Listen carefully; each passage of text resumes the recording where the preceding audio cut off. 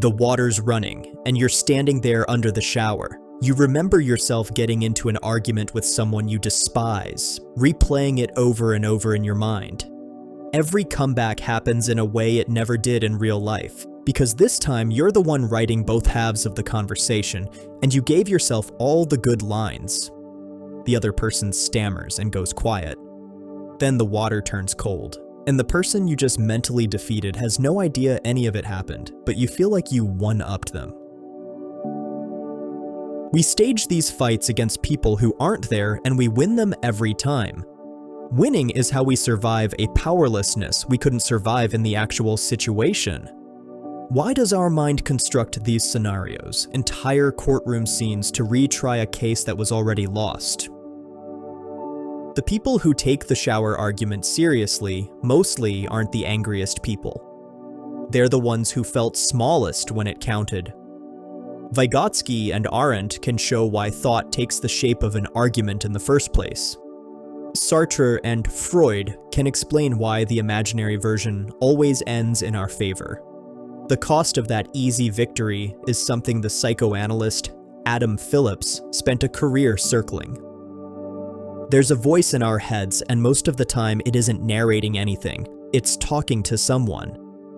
Lev Vygotsky, working in Moscow in the early 1930s, noticed that small children narrate themselves out loud while they play.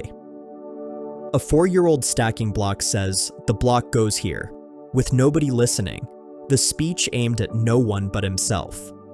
Vygotsky tracked what happened to that talking as the child grew and found it didn't disappear. It went underground.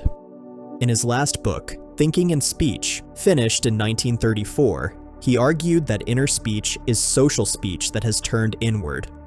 The conversations we once had with other people calcified into the way we think. Thought never stopped being a dialogue then. It just lost one of its bodies. Hannah Arendt came upon the same conclusion from the other direction. She wrote in The Life of the Mind that thinking is the silent dialogue between me and myself, a 2-in-1. Like the self splitting into a speaker and a listener so it has someone to reason with. If she's right, then we're probably never truly alone in our own mind. We're always at least two. So when you rehearse a confrontation in the shower, you aren't malfunctioning.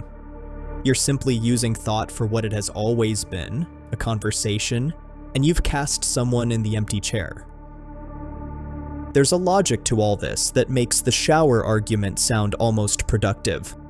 A communication researcher named James Honeycutt has spent decades studying what he calls imagined interactions. That is the conversations we hold in our heads with people who aren't there. He found those conversations actually do real work. We use them to rehearse hard conversations before we walk into them, and to keep relationships warm by talking to people we miss when they're gone. One of the functions he identified is literally called rehearsal, and there's evidence that rehearsed conversations pays off. In a 2015 study, Honeycutt and his colleagues found that people who imagined a speaking situation beforehand performed better when they actually faced it, with fewer stumbles and less visible anxiety.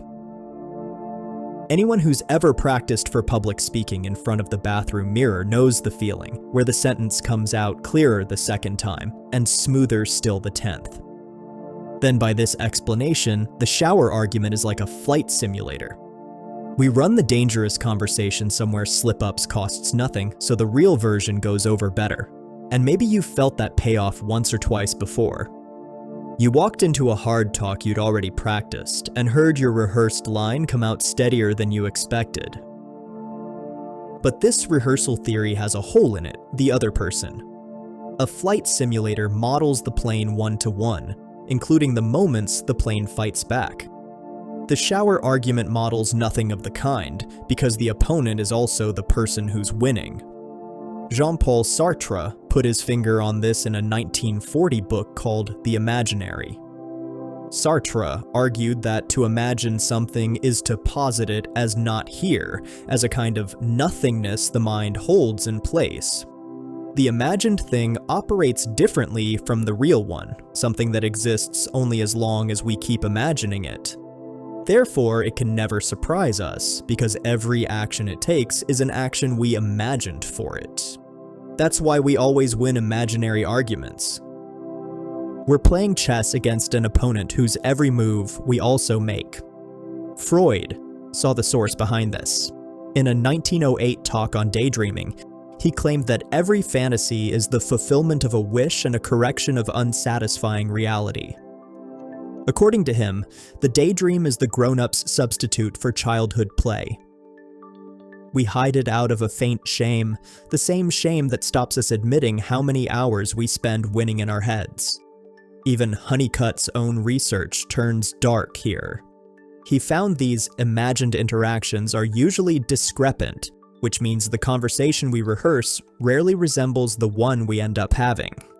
And he described a pattern he called conflict linkage, where replaying an old argument and pre-playing the next one keeps the fight permanently alive, making it something closer to rumination than readiness.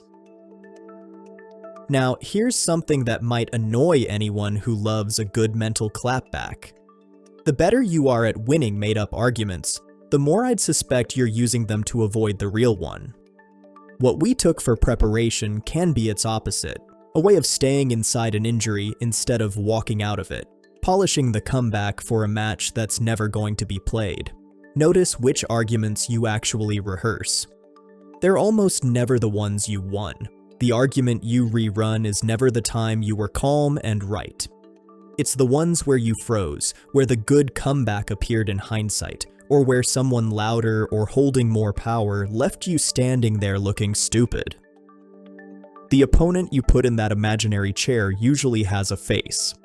Sometimes it's a parent who's no longer alive to hear the apology, or the manager who held your performance review and your paycheck in the same hand and smiled while doing it. These are the people we can't beat out in the real world, so we drag them somewhere we can. There's an old name for this. The French called it l'esprit de l'escalier, in English, the wit of the staircase.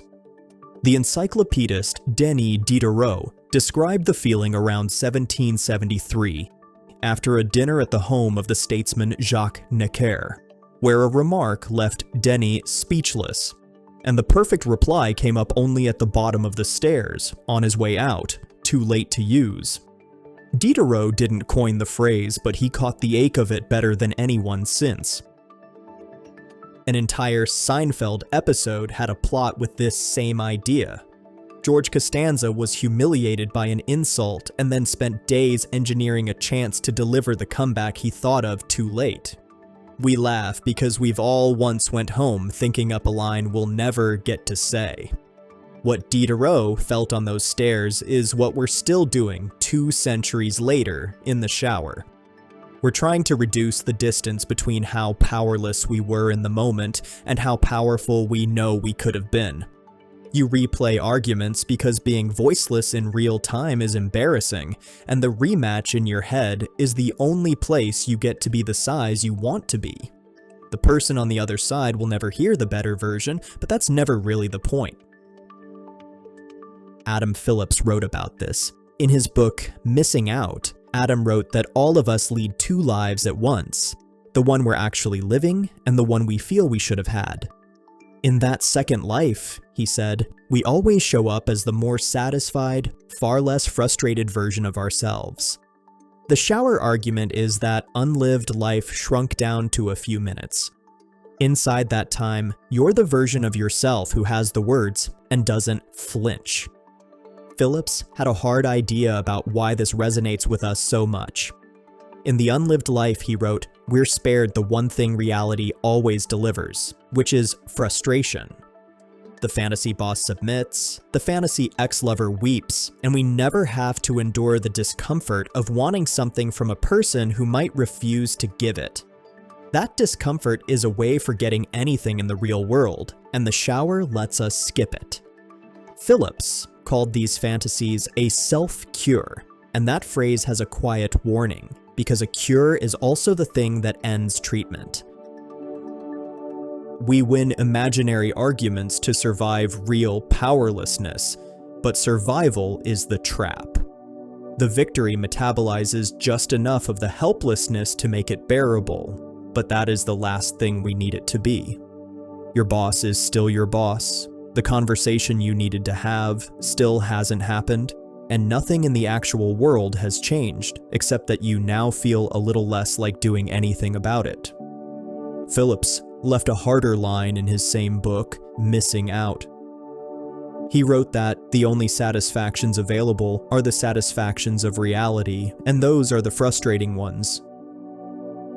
What the imaginary arguments gives us is a satisfaction with no friction in it, a win with nobody on the other side, and it asks nothing of us in return, which is why it changes nothing.